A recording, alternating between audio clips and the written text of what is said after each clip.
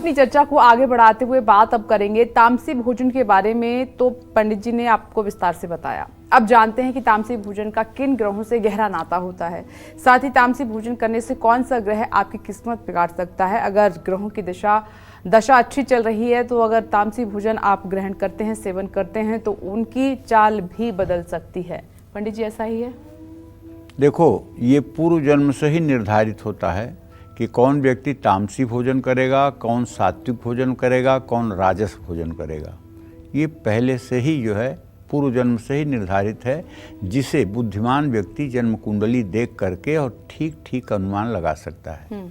जन्म कुंडली का द्वितीय भाव खान पान का स्थान होता है, और उस खान पान के स्थान में अगर शनि, केतु, मंगल या राहु की स्थिति हो तो ऐसा व्यक्ति निसंदेह तामसी भोजन करने वाला होता है।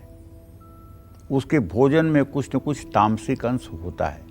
लेकिन यदि द्वितीय भाव में चंद्रमा, बुध, बृहस्पति या शुक्र का राशि हो, या चंद्रमा, बुध, बृहस्पति, शुक्र की दृष्टि हो, या चंद्रमा, बुध, बृहस्पति, शुक्र की स्थिति हो, तो ऐसा व्यक्ति चाहे अमेरिका में ही रहे लेकिन वो तामसी भोजन तो नहीं करेगा, तो नहीं करेगा। इसी तरह से अगर ग्रहों में मंगल हो और उसके साथ कोई शुभग्रह भी हो तो ऐसा व्यक्ति राजसी भोजन करने वाला होता है। राजसी भोजन का तात्पर्य है यहाँ से, जैसे छेना की बनी हुई मिठाइयाँ, सुंदर पकवान, स्वादिष्ट पकवान, ये सब राजसी के अंतर्गत आते हैं। जो मतलब कि विलासिता प्रिय होते हैं, वो भोजन जो है वो राजसी होते हैं।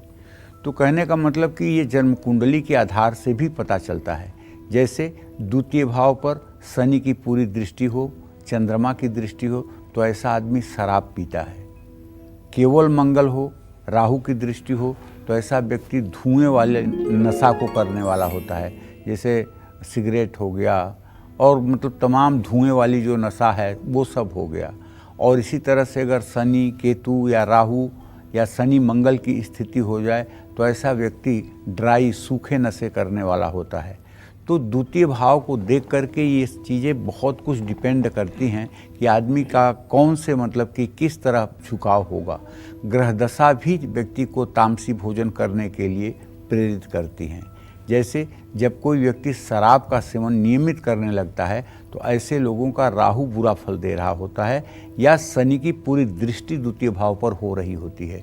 कोई व्यक्ति अगर तामसी भोजन करना शुरू कर दे तो समझ ले कि कुंडली में राहु की दशा शुभ नहीं चल रही है।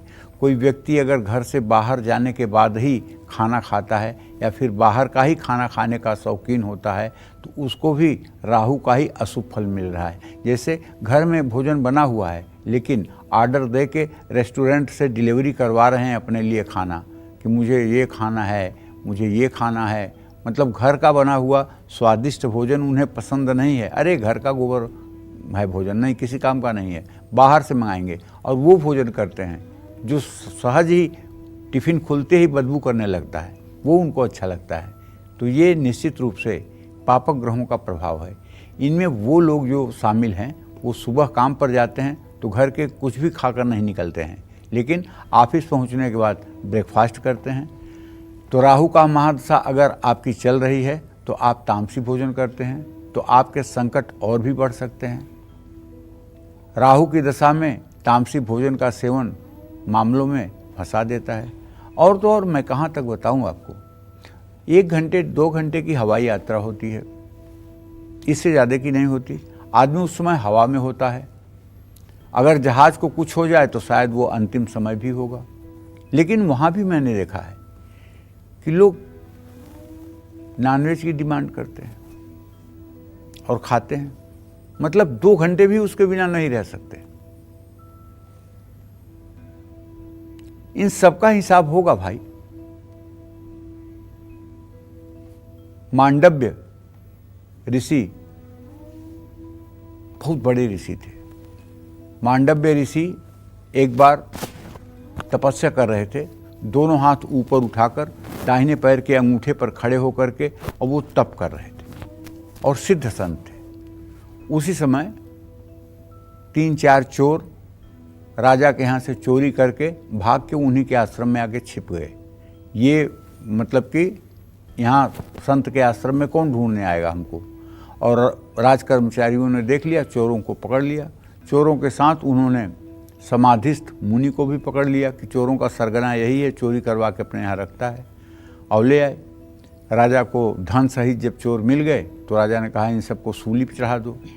सूली, पहले के ज़माने में सूली आपने सुना होगा लेकिन जानते नहीं होंगे सूली होती क्या है। सूली एक ऐसे बर्छा की तरह जो है लोहे का बना हुआ भाग होता है, उसी पर ले जाकर के आदमी को बैठा दिया जाता है और वो गुदा मार्ग से प्रवेश करके सीधे मतलब कि जो है गर्दन तक चली जाती है सूली। उसमें 2, 4, 6, 8 घंटे के बाद आदमी तड़प करके मर जाता है। तो सूली पे 3 चोर और मांडव्य ऋषि को भी रख दिया गया। जब मांडव्य ऋषि के गुदा में वो सूली गई थोड़ी सी तो उनकी चेतना आई और उन्होंने तुरंत पद्मासन लगा लिया। तो एक दिन में तो वो चोर मर गए, लेकिन इनको जब आकर के उनके लोगों ने देखा तो ये एकदम जागृत अवस्था में। राजा ने आकर के प्रणाम किया, महाराज बहुत बड़ी गलती हो गई, आप तो मतलब कि सिद्ध महापुरुष हैं, आपके साथ अनजाने में मुझसे भूल हुई, आप क्षमा करें। कहें तुम्हारी कोई गलती नहीं है, ये सूली निकलवाओ और मैं सीधे जाके धर्मराज से पूछूंगा। सूली निकालने की हर कोशिश हुई लेकिन सूली नहीं निकली।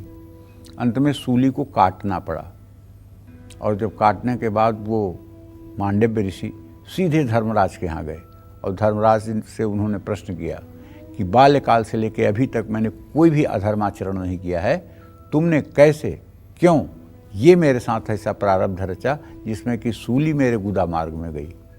धर्मराज ने कहा ठीक है, तो जैसे आज टीवी है ना, वैसे वहाँ धर्मराज के यहाँ पूरा स्क्रीन चलती है। उन्होंने दिखाया कि जब आप 7 साल के थे तो उस समय आप एक तितली के गुदा द्वार में बबूल का कांटा चुभा दिए थे और वो बबूल का कांटा लिए हुए तितली उड़ उड़ के मर गई।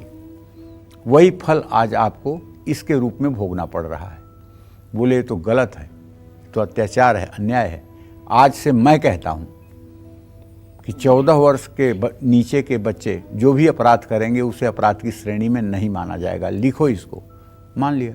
और मैं तुम्हें श्राप देता हूँ गलत नियम बनाने के कारण, तुम जा कर के 100 वर्ष तक मृत्यु लोक में मनुष्य रूप में रहो।